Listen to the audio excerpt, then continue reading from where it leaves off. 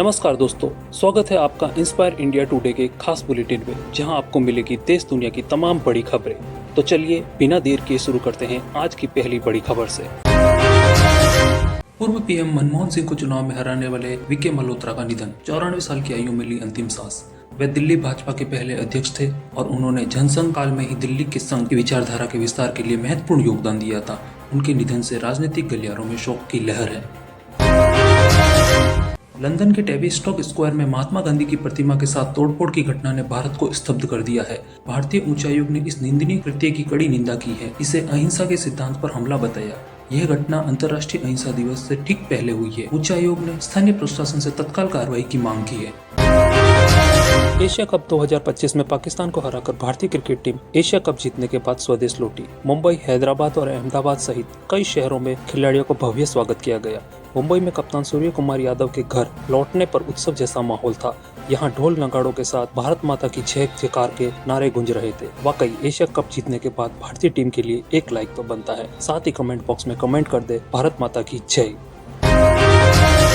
राजस्थान के कोटा में विश्व का सबसे ऊंचा रावण तैयार। एशिया बुक और इंडिया बुक ऑफ रिकॉर्ड्स में दर्ज होगा नाम। कोटा का 132वां राष्ट्रीय दशहरा मेला 2025 इतिहास रचने की तैयारी कर रहा है। इस बार मेले में रावण का दहन का नजारा पूरे देश ही नहीं बल्कि दुनिया के लिए आकर्षण का केंद्र बनने वाला है। करीब 4 महीने में कारीगरों ने विश्व का सबसे ऊंचा करीब 221 फीट का रावण बनाकर तैयार किया, जो कि 44 लाख रुपए की लागत से बनकर तैयार हुआ।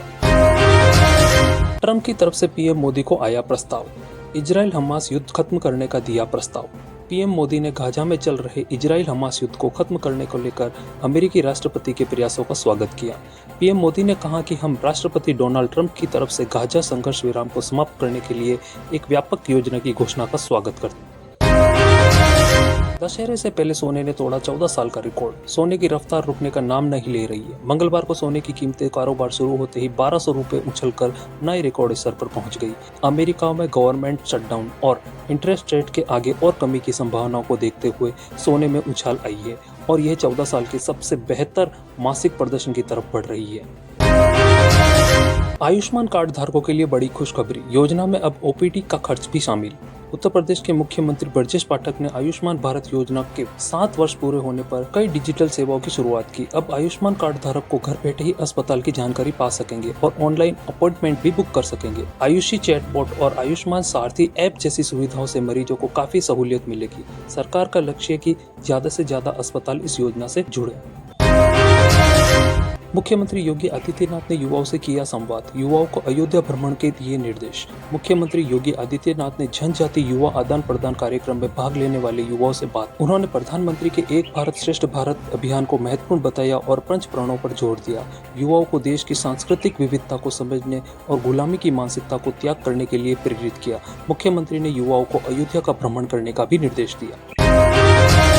म्यांमार में कल सुबह आया भूकंप। भारत के कुछ राज्यों में भी झटके महसूस किए गए। कल सुबह म्यांमार में 4.7 तीव्रता का भूकंप आया, जिसका केंद्र मणिपुर में 15 किलोमीटर की गहराई पर था। इसके झटके नागालैंड और असम में भी महसूस किए गए। नेशनल सेंटर फॉर सिस्मोलॉजी यानी NCS के अनुसार भूकंप 30 सितंबर 2025 को सुबह 6:10 पर आया। इसके अतिरिक्त तिब्बत में भी 3.3 तीव्रता का भूकंप आया, जिसका केंद्र 10 किलोमीटर की गहराई पर था। बरेली में हुई पुलिस और प्रदर्शनकारियों के बीच की हिंसक झड़प का सच आया सामने।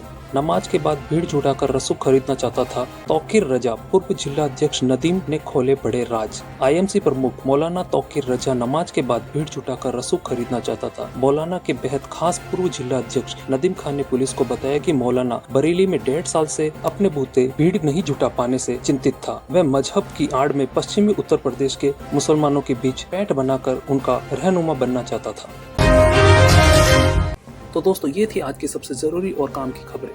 आपको इनमें से कौन सी खबर सबसे ज्यादा पसंद आई, कमेंट करके जरूर बताइएगा। साथ ही वीडियो को लाइक करें, शेयर करें और चैनल को सब्सक्राइब करना ना भूलें। मैं हूं आपका दोस्त। फिर मिलेंगे एक और नई रिपोर्ट के साथ। तब तक के लिए धन्यवाद। जय हिंद, जय भारत।